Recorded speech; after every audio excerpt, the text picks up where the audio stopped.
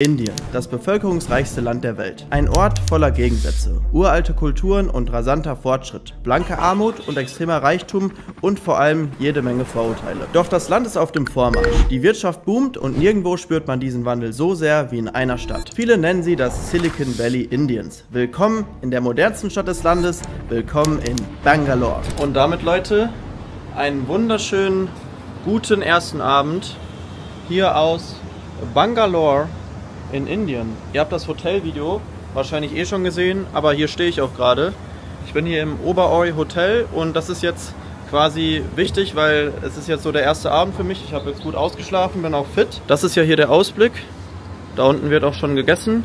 Jetzt gleich ist 18 Uhr und die Sonne geht auch schon so langsam unter. Es ist Donnerstagabend und ich gehe jetzt ein bisschen die Stadt erkunden. Ich habe keinen Plan, auf was ich mich hier so eingelassen habe, aber ich glaube, es wird cool, weil Bangalore ist schon ein Gegensatz zu dem, was man sich so von Indien vorstellt. Zumindest meiner Recherche nach ist Mumbai oder Delhi so komplett anders. Und hier sitzt halt die Kohle in Bangalore. Hier sind viele reiche Leute, hier fahren viele krasse Autos rum, hier sind viele internationale Tech-Firmen angesiedelt und so weiter. Das fand ich sehr spannend und wir steppen jetzt mal los und schauen mal, was hier so geht in Bangalore. Bangalore oder auch Bengaluru ist die Hauptstadt des indischen Bundesstaats Karnataka. Einstig bekannt für ihre tollen Gärten, wandelte sich die Stadt zur absoluten Hightech-Metropole mit über 13 Millionen Einwohnern. Bangalore zählt heute zu den am schnellsten wachsenden Städten in Asien. Und da sind wir, Leute, auf den Streets. Erster indischer Verkehr meines Lebens. Und das hier ist ja noch human, wohl im Vergleich zu den anderen Städten, aber hier ist auch schon komplett Ausnahmezustand. Also ich habe das auch schon in anderen Ländern gesehen, aber die hupen hier echt wie verrückt. Hier ist die Straße, da oben ist die Bahn. Ich muss mir jetzt erstmal ein bisschen Cash abheben, weil Bargeld ist hier wohl ganz gut. So, jetzt müssen wir hier einmal über die Straße. Also die Einheimischen machen das so, die gucken und dann laufen die einfach. Ja, läuft. Zack, zack. Okay, das ging ja einfach. Jetzt stehe ich hier irgendwo in der Mitte auf so einer Verkehrsinsel. Das ist schon wirklich sehr interessant hier. Hier haben wir jetzt ein Einkaufszentrum. Ich gehe jetzt hier runter, da ist die Church Street. Da ist wohl ziemlich viel los. Und da wollte ich einmal kurz Haare schneiden und dann einfach mal irgendwie gucken. Ja, man muss ja so einen ersten Eindruck sammeln, ne? Morgen treffe ich mich sogar mit ein paar Einheimischen hier, weil jemand aus Deutschland, den ich kenne, der kommt von hier und der hat mich da gut connected. Und die können mir bestimmt auch noch viel zeigen von Bangalore. Was ich aber schon mal sagen kann, das Klima gefällt mir ganz gut, weil es ist nicht so schwül, es ist nicht so eine hohe Luftfeuchtigkeit wie zum Beispiel in Bangkok, sondern einfach angenehm warm. Die Luft ist ein bisschen trocken, aber sonst super. So Leute, ich habe jetzt gerade auf jeden Fall... Alter. Da muss man hier aufpassen, dass man hier nicht über Leute rennt. Ich habe gerade auf jeden Fall 60 € abgehoben in Rupie. Bisschen Bares ist ja nie verkehrt. Und ich gehe jetzt einmal kurz zum Hairdresser hier, weil ich habe das in Deutschland nicht mehr geschafft und dann habe ich das für die nächsten 2 Wochen schon mal hinter mir. Hoffentlich scheißen die nicht rein. Das ist auch ein interessanter Eingang hier zu einem Barbershop. Hä? Wo soll denn das jetzt sein? Second Floor. Ja, so, da sind wir. Mozart war auch schon da. Oh ne, Charles. So, Haare kurz zur Seiten wieder normal jetzt. Alter, das ist aber teuer hier. Hab einfach 35 € bezahlt. What the fuck? Ich glaube, die haben mich gescammt. Naja, scheiße. Kurz zur Erklärung, in Indien gibt es einige Friseursalons, die so Beauty mit Friseur connecten und da ist eine Frisur wirklich so teuer. Mir wurde erklärt, dass da so die indische High Society hingeht und da bin ich dann anscheinend auch gelandet. Normalerweise zahlt man in Bangalore so 5 € für so einen Haarschnitt, wie ich ihn halt bekomme. Der Friseur hat mir aber diese Mall empfohlen, auch wenn ich jetzt wahrscheinlich viel zu viel bezahlt habe. Vertraue ich ihm da jetzt mal, weil da soll wohl eine richtig geile Skybar drin sein. Und die Malls hier sollen cool sein, deswegen müssen wir da mal eben reinsteppen. So, ich bin drin in der Mall. Oder irgendwie auch wieder nicht. Aber das hier ist jetzt, hier hat man so einen schönen Brunnen, Outdoor-Bereich. Und hinter mir ist so ein Laden. Da trinke ich jetzt mein erstes indisches Bier. Ja, mal gucken, ob es schmeckt. So, mein erstes indisches Bier. Ich glaube schon, dass es indisch ist. Kingfish oder so. Ja, schmeckt ganz gut. Ist heute aber auch das letzte. Das ist hier jetzt mein Essen, so ein paar Tiger Prawns mit Reis und einer Soße. Ist eigentlich eher Thai-Food, aber egal. Und so ging dann mein erster Tag auch schon zu Ende. Ihr wisst ja, ich laufe an neuen Orten, wo ich vorher noch nie war, am liebsten einfach ohne Plan los und schaue, was passiert und wie so die ersten Eindrücke sind. So spektakulär war es jetzt nicht, aber für den nächsten Tag habe ich mich mit einigen Einheimischen verabredet, die alle vor Ort in der IT-Branche arbeiten und darüber auch Tickets für die Aero India erhalten haben. Die Flugmesse findet alle 2 Jahre statt und ist das Highlight Highlight für viele Menschen im Land. Ich hatte überhaupt keine Ahnung, was da so auf mich zukommt und bin einfach mal hingefahren. Für den Weg, ungefähr 15 Kilometer, habe ich einfach 1 Stunde 45 gebraucht. Da hätte ich auch nicht gedacht, dass ich sowas hier mal erlebe, weil so eine Airshow habe ich noch nie gesehen. Und ich bin ja auch großer Flugzeugfan, deswegen kann ich mir das ja nicht entgehen lassen. Ich habe ja auch einen ganz netten Fahrer, der wollte mich gerade schon bei irgendeiner Kaffeefahrtstation rauslassen und mir irgendwelche Parfüms andrehen. Da habe ich erstmal gesagt, nee Kollege, pass auf, ich will hier zur Airshow und keine anderen Sachen bitte. Das hatte ich auch noch nie, ich kannte das nur von Achtung Abzocke. So Leute, angekommen hier bei der Airshow. Das ist aber ein Chaos hier, ey. Jetzt muss ich hier irgendwie reinkommen. Die Jungs haben mich dann am Eingang abgeholt und mir erstmal die Messe gezeigt. Wundert euch nicht, ich wollte denen jetzt nicht direkt meine Kamera ins Gesicht halten. Und naja, was soll ich sagen? Versteht mich nicht falsch und bei allem Respekt, aber auch ich hätte nicht mit so einer technologisch fortschrittlichen und strukturierten Messe mitten in Indien gerechnet. Hart ausgedrückt ist man da als Europäer anscheinend wirklich einfach ein bisschen zu dumm und voreingenommen. Aber bei all diesen Flugzeugen, KI-Drohnen und so weiter kam ich wirklich ins Staunen. Die Messe war auch Schaupunkt eines sehr interessanten Aufeinandertreffens. Vor mir standen plötzlich einfach ein russischer Su-57 und ein amerikanischer F-35, die mächtigsten Kampfjets der Welt, direkt nebeneinander. Und auch die deutsche Luftwaffe war mit ein paar Flugzeugen vor Ort und ich habe gehört, eigentlich hätten die auch an der Flugshow teilnehmen sollen, nur die Deutschen standen im Stau und kamen dann viel zu spät, einfach weil der Verkehr so völlig überladen ist und dann konnten sie halt nicht mitfliegen. So Leute, die Airshow hat angefangen. Da oben haben wir irgendwie so einen russischen Kampfjet und da hinten ist sogar die Luftwaffe. Die deutsche Luftwaffe ist auch am Stissel. Also, dass ich sowas hier in Indien erlebe, hätte ich auch nicht gedacht. Aber ich muss jetzt auch wieder rein, weil ich kriege sonst hier einen Sonnenbrand. Das ist wirklich... Die haben hier alle Schirme und so und ich stehe hier einfach wieder lebensmüde. So, jetzt kommt er hier. Boah, Digga. Alter.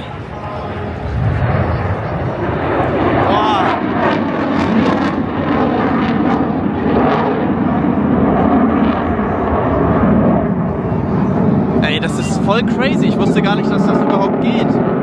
Der steht ja in der Luft. Ich musste in den Schatten flüchten, Leute. Es ging nicht mehr da draußen. Das hier ist jetzt der neueste Jet von Indien. Also Indien baut jetzt auch Jets oder haben auch schon ein paar. Und der kommt jetzt in 2 Jahren raus. Und ist dann wohl einer der stärksten der Welt oder so. Ach, keine Ahnung. Eigentlich ist das ja auch alles Quatsch, ne? Aber ist ja auch schon cool, wenn man sowas bauen kann. Das weiß ich ja auch. Hoffentlich wird das nicht so oft eingesetzt. Zumindest nicht im Ernstfall, ne? So als Fun ist ja geil. Und so ging die Messe dann zu Ende. Mein indischer Kompagnon hat dann noch so ein paar Drifts eingelegt auf dem Parkplatz. Wurde dann einfach vom indischen Militär aus dem Auto gezerrt und hat Backpfeifen kassiert. Das ist kein Spaß. Sowas habe ich auch zuvor noch nie gesehen. Digga, was geht denn jetzt ab hier?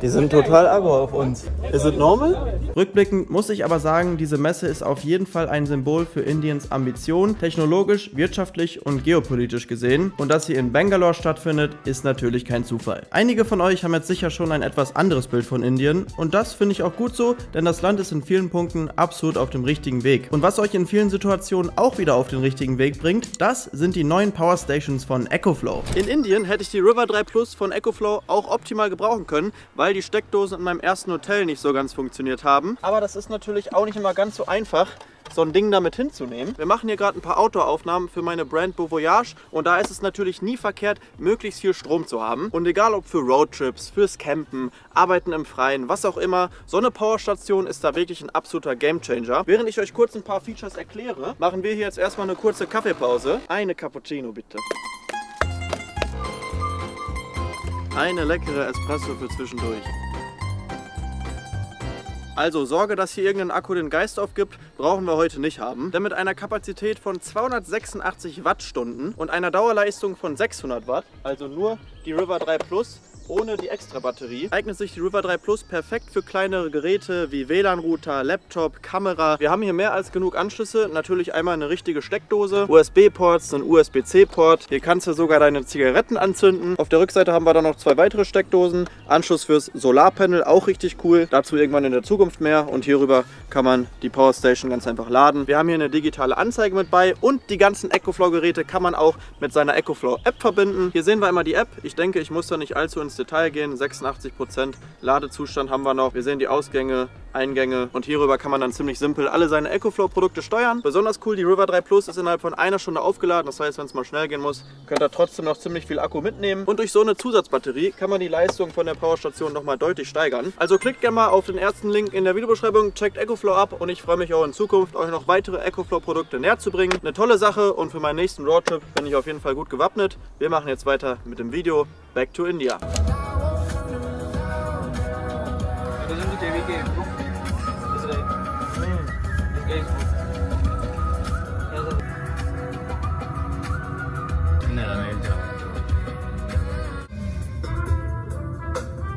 So Leute, Airshow ist vorbei. Wir sind jetzt hier in einem typischen indischen Restaurant, sag ich mal, hier mit meinen neuen indischen Kollegen. Schaut mal, das ist hier die Aussicht in Bangalore. Ich bin jetzt in einem ganz neuen Ortsteil hier. Und jetzt gibt es erstmal hier ein lecker Bierchen. Und wir haben hier ein bisschen Corn mit Chicken und ich habe mir noch eine Pizza bestellt. Okay. Cheers again. Cheers, bro. So it's typical Indian. Mein Mund brennt jetzt schon. Not spicy, right? No, no.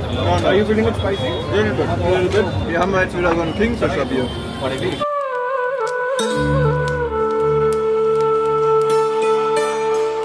Einen wunderschönen guten Morgen, Leute, aus Bangalore. Das ist mittlerweile jetzt tatsächlich schon mein letzter Tag hier. Ich habe mein Hotel auch nochmal gewechselt. Wir sind hier jetzt im Shangri-La, internationale Kette aus China. Super cool eigentlich und wirklich ein Top-Hotel. Sieht zwar gerade ein bisschen unordentlich aus, aber ist ein schönes Zimmer. Und ich habe hier vor allem auch einen tollen Ausblick auf Bangalore. Ich treffe mich heute nochmal mit meinen Kollegen hier in Bangalore, wollen noch ein bisschen was machen, die wollen mir auch noch ein paar Sachen zeigen. Wir gehen jetzt hier erstmal in eine Executive Lounge, da habe ich Zugang zu, da gibt es kostenloses Essen, kostenlose Drinks und dann geht's los in die City. Man sieht hier auch so zum ersten Mal, wie groß Bangalore eigentlich ist, ne? Also da hinten die, ich sag mal, Wolkenkratzer verschwinden schon so ein bisschen im Nebel. Und das Gute, heute ist Sonntag, deswegen ist der Verkehr nicht so schlimm. Wow, Leute, schaut euch das mal an. Das ist hier die Executive Lounge. Ich bin einfach der Einzige, ist niemand da. Wie riesig das hier ist. Oh, geil. Und, boah, es gibt doch nichts Besseres. Erstmal ein bisschen Premier League. Hey, Sir, how are you? Alter, Menu scheißt da wieder richtig rein. Und schaut mal hier, diese Stadt ist wirklich riesig. Also, mein Zimmer ist zu der Seite raus und ihr habt das ja gerade schon gesehen. Und jetzt sind wir halt hier einfach, das ist die andere Seite, da geht es ja auch noch unendlich weiter. Sowohl in die Richtung, als auch hier in diese Richtung. Boah, ey krass. So, da setzen wir uns mal hin. Ich habe jetzt erstmal einen Cappuccino bestellt hier. Und dann wird gleich noch ein bisschen Bangalore erkundet. Die modernste Stadt Indiens. So Leute, ich bin weg auf den Streets. Schönes Wetter heute, wie immer aber auch eigentlich. Bangalore ist ja generell super grün. Die haben auch viele Pflanzen extra hier an die Straßen angepflanzt. Bisschen wie Singapur. Das Einzige, was ich nicht checke, der Weg ist hier für Fahrradfahrer. Aber ich habe in Indien noch nicht einen Fahrradfahrer gesehen. Was auch wirklich schön ist an Bangalore. Es gibt sehr viel Grün. Ja, man merkt, dass viel extra anscheinend auch angepflanzt wird, gerade an den Straßen. Uiuiui, hier ist heute aber ziemlich was los. Ich bin jetzt hier auf jeden Fall in einer der Metro-Stations von Bangalore. Ist alles mit Security Control, um hier überhaupt reinzukommen. Also so wie am Flughafen, ein bisschen zumindest. Nicht ganz so streng. Jetzt bin ich mal gespannt, ob die mich hier gut befördern können. So Leute, ich habe hier jetzt so einen Chip bekommen. Jetzt geht es hier erstmal schön in eine Metro von Bangalore. 40 Cent hat es gekostet, mein Ticket. Das finde ich okay. So Leute. Tadam. Ja. Dann wollen wir mal Bahn fahren, ne? Guck mal, wie geordnet das hier ist. Oh, da ist aber ein bisschen was los. Wo steige ich denn jetzt ein?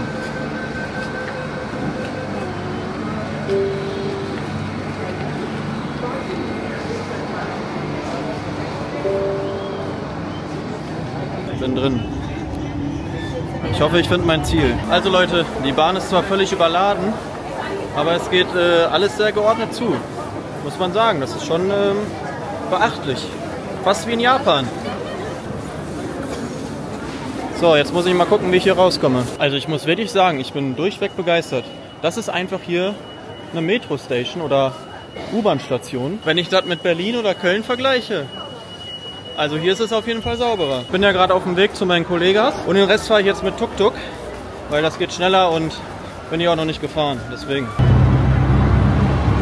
So, ich habe mir jetzt hier einen Tuk-Tuk gezogen und wir sind jetzt auf dem Weg. Ja, ist ungefähr wie in Thailand und Pakistan, ne? All good, all good.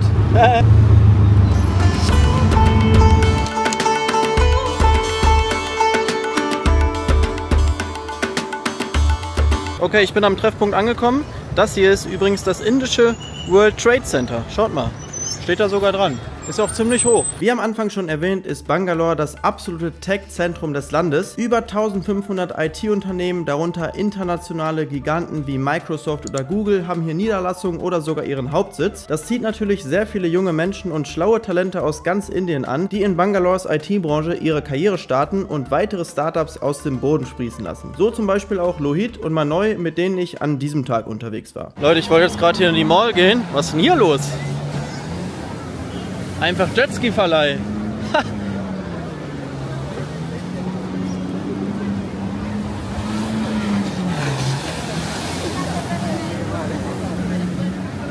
Hier vor mir ist jetzt die Orion Mall. Das ist hier die größte Mall wohl. Und da schauen wir jetzt mal rein.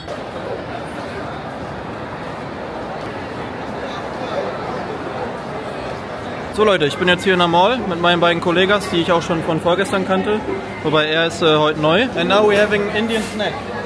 What's the name of this? This is Pani Puri. Pani Puri, ich hoffe, ich habe es richtig ausgesprochen, ist eins der beliebtesten Streetfoods Indiens. Das sind so eine Art Teigbällchen aus Wasser, Kichererbsen, Kartoffeln und so verschiedenen Dips. Kann sauer, süß, scharf, salzig sein, sehr variabel. So this is yogurt. Yogurt, okay. Yeah, yogurt chaat. Yeah. And this is normal mixed spices with potato. Oh, okay. That's smashed potato inside. Ah, and smashed potato. Yeah, so that is sweet that you have put. Okay. Put more of this. More? But this is spicy, right? No, you can have a sip of it. Try to have a sip. Just to check the taste.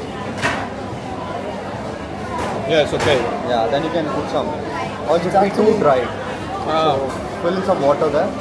Because basically Pani Puri means you fill everything inside this. So it should be Everything? Yeah. I will just try it, okay? Yeah, try one. Yeah.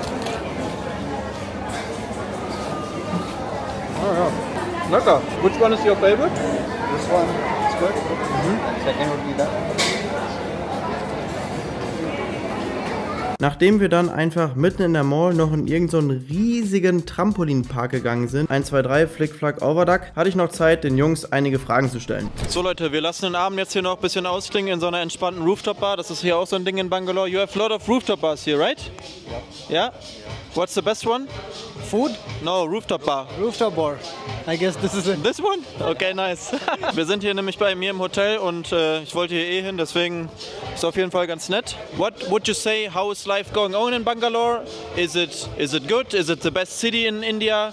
How would you describe your life and even the city to people from Germany maybe? Yeah, I would say it's the best city. Okay. Of course, it's the IT hub, so people are always busy on the weekdays, and we have a different life on the weekends.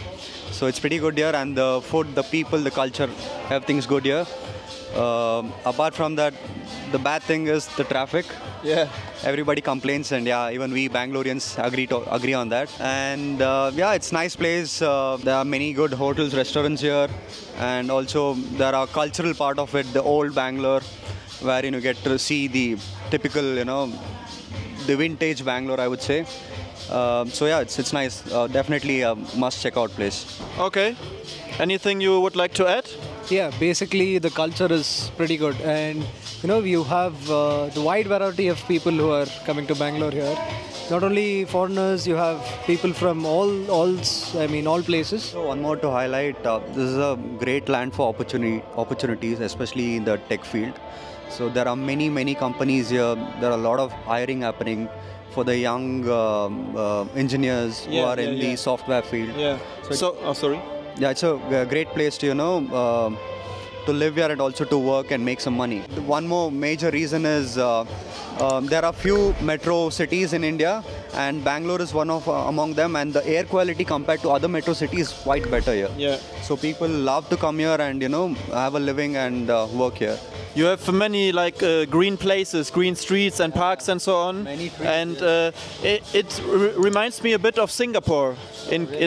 Because for me, when I think of cities like Mumbai or Delhi or see videos about it, it's completely different. And here you see it's like the people care about the environment and so on, and it looks like very futuristic. Hier haben mir die beiden noch erzählt, dass Indien aktuell 20 Flughäfen komplett neu baut und 10 weitere nochmal ausbaut, sodass man am Ende vom Jahr 2025 100 funktionierende Flughäfen in ganz Indien hat. Klar, das Land ist hoch bevölkert, aber das muss man sich in diesem Ausmaß auch erstmal vorstellen. Und Air India hat ja über 400 neue Flugzeuge bestellt, also einfach Wahnsinn. Ich bin gespannt. Also daran merkt man, dass das Land schon wirklich so im Aufschwung ist und ich bin mal gespannt, wie das hier weitergeht. War auf jeden Fall eine coole Zeit hier. Die beiden haben mir viel gezeigt oder auch noch andere Leute. I really enjoyed the time here and I'm excited to come back to Bangalore. Maybe next year or year after next year we will see. Take you to different places. Yes, yes. Not in Bangalore, we'll go to Goa. To Goa, yeah, to make some party. Ja, das kennt man ja vielleicht hier von Goa-Musik. Also Leute, schöne Grüße hier vom Shangri-La Skybar. Wenn ihr mal nach Indien wollt, oh, you get a call, dann checkt doch mal Bangalore ab. Kann man auf jeden Fall machen. In Germany or in my videos at the end I always say, haut rein. Sorry, what do you tell? Haut rein. Haut rein. Ja, ciao.